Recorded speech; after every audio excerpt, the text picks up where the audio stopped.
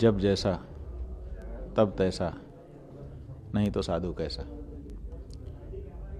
हम लोगों के बीच में पूर्वजों की ये वाणी पहले से स्थापित है, इसलिए जिस समय जो होगा उसके लिए तैयार रहना चाहिए। अब जो पीठ पे असर पड़ेगा, ये पीठ तो धर्म रक्षा के लिए है और गौ रक्षा धर्म रक्षा है, ऐसा मान करके हम लोग उस कार्य में आगे बढ़ रहे थे। जो आसुरी शक्तियां हैं उन्होंने आक्रमण कर दिया। आक्रमण करने में अब उनका बल तत्काल के लिए ज़्यादा पड़ेगा कि हमारा अध्यात्म बल ज़्यादा पड़ेगा, ये तो समय की बात है। पैंतरे तो होते रहेंगे, कभी वो बलवान होंगे, कभी हम बलवान होंगे, लेकिन इनसे कुछ नहीं है। अंतिम विजय किसकी होगी वही मुख्य होता है। तो अंतिम विजय तो सत्य की होगी, न्याय की होगी।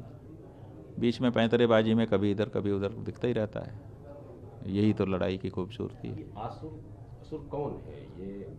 जो गौ माता को मार रहा है, भारत देश में मार रहा है, जिस देश में वेद लिखे गए, पुराण लिखे गए, जिसमें परंपराएं स्थापित की गई और गौ को माता कह करके पूजा गया, गौ मांस को अखाद्य कहा गया, गाय के प्रति हिंसा की भावना को निंदित बताया गया, गाय की पूजा की गई, आराधना की गई, आदर सम्मान किया गया, उस देश में जो गाय को मार रहा है वही असुर है और उसी के भाव आसुर भाव हैं। इस समय जो हम लोगों के ऊपर आक्रमण हो रहा है, किसी व्यक्ति ने कहा कि महाराज जी कलयुग का ये स्वभाव है कि वो गाय पे आक्रमण करता है। श्रीमद् भागवत के महात्म्य में लिखा है कि जब राजा परीक्षित दिग्विजय करने के लिए निकले तो एक जगह पे वो टेंट लगा करके रुके हुए थे। सवेरे जब वो तैयार हो रहे थे तो उन्होंने खिड़की से देखा कि एक राजा का वेश धारण किए हुए व्यक्ति हाथ में लाठी लेके गाय को मार रहा है। तो उन्होंने कहा, अरे मेरे राज्य में गाय को डंडे से कोई मार रहा है। माने वो भी उनके लिए आश्चर्य का विषय था। तो दौड़ करके तलवार लेके पहुंच गए और कहा कि अभी मारे देता हूँ, कौन है तू बोल। तो वो व्यक्ति चरणों में गिर गया और कहा, मेरा नाम कलयुग है, मैं शरणागत हूँ, मेरी रक्षा कीजिए, मारिए मत, कहीं न कहीं कोने अतरे में हमको जगह दे दीजिए। तो ये कलयुग का स्वभाव है कि वो गाय को मारता है। उन्होंने कहा, जिन्होंने हमको ये बताया, अभी भेजा प्रसंगवश, तो उन्होंने कहा कि देखिए कलयुग का ये स्वभाव है कि वो गाय को मारता है और गाय की रक्षा करने जो आता है उसको भी मारता है। तो आपके ऊपर जो ये प्रहार हुआ है ये कलयुग का प्रहार है। गाय की रक्षा करने आप निकले हैं, इसीलिए आपके ऊपर प्रहार है, लेकिन इससे कुछ नहीं होगा। क्यों? क्योंकि जो गाय की रक्षा करता है वो धर्म की रक्षा करता है और धर्म की जो रक्षा करता है उसके द्वारा रक्षित धर्म ही उसकी रक्षा करता है। धर्मो रक्षति रक्षिता।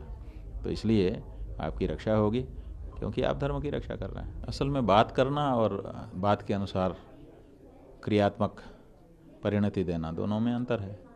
बात तो वो लोग भी करते हैं लेकिन क्रिया उनकी ऐसी नहीं है। अब हम लोग कहते हैं जो कहा गया वही किया जाना चाहिए, यही अंतर दोनों में। इनसे ज़्यादा उम्मीद क्यों है आपको कि ये नहीं, करेंगे?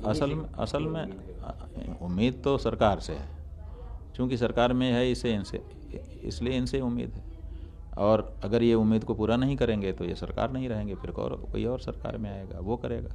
हाँ, 29 दिन लगभग हो गए हैं, कल 30 दिन हो जाएगा, परसों 31वां दिन होगा।